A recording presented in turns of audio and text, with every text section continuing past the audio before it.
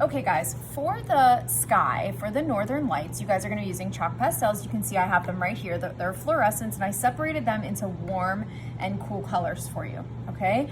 And you wanna kind of think about what shape you want your northern lights to take on. You know, do you want them to be more like this one, where they're like horizontal wavy lines kind of going across the sky? Or do you want them to be more like this one, where there's a curve in them? It doesn't matter whichever one you choose, or maybe something different from either of these, but that's gonna determine how you're gonna tear your paper, because these are the edges of torn paper, okay? So you might get white paper, you might get another color paper. This is the paper that I'm gonna tear. This doesn't end up being part of the final project, so it doesn't really matter what color it is. And so what I'm gonna do is I'm gonna start maybe like about where I would tear it. It doesn't have to be the exact same spot. And that's what I'm gonna start doing. I'm gonna tear my paper.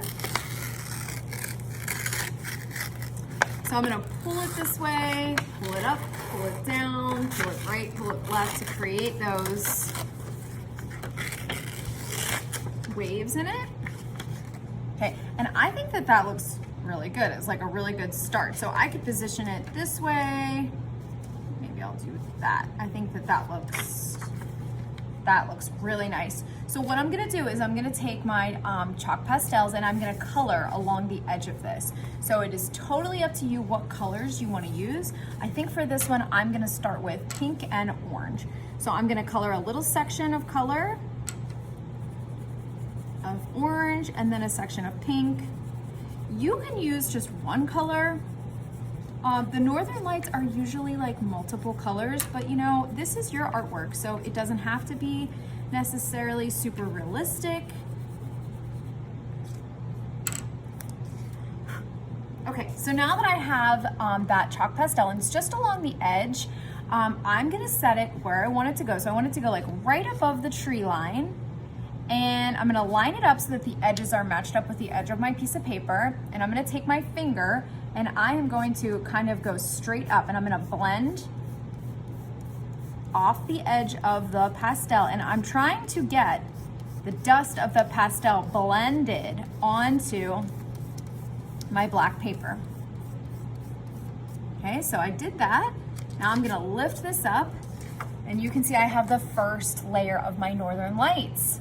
So now I can go and add another layer. So you should probably shoot to add at least 3, if not more layers. On this one I added 5. And this one I added 1, 2, 3, 4. Okay, so I think about 3 is awesome for like minimum, but you can add as many as you can fit on here. Okay, so what I'm gonna do is for my next one is go back and tear this piece of paper again.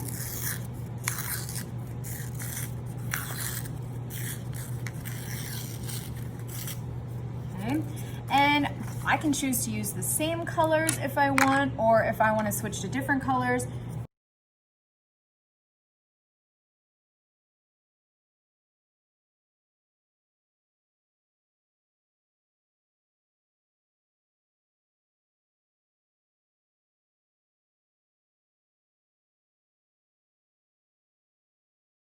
The final step in this project is to add details like snowflakes, and if you even want to add a little bit of snow sitting on the branches of the trees, you can do that too. So I have a skinny brush like this one here with a little point on it, and I am going to take my white tempera paint and get just the smallest bit of paint on the tip of the brush, and I'm just going to go through and add my snowflakes. Now be careful not to stick your hand in all of the chalk pastel and smear all of your beautiful northern lights.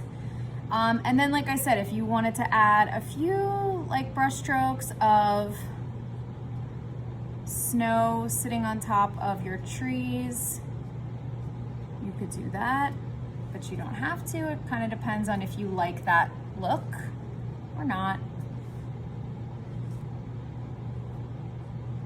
My tip with this step is less is more, right? Don't add way too much paint. Just add a little bit here and there if you choose to add any on the branches, and same thing with the snowflakes.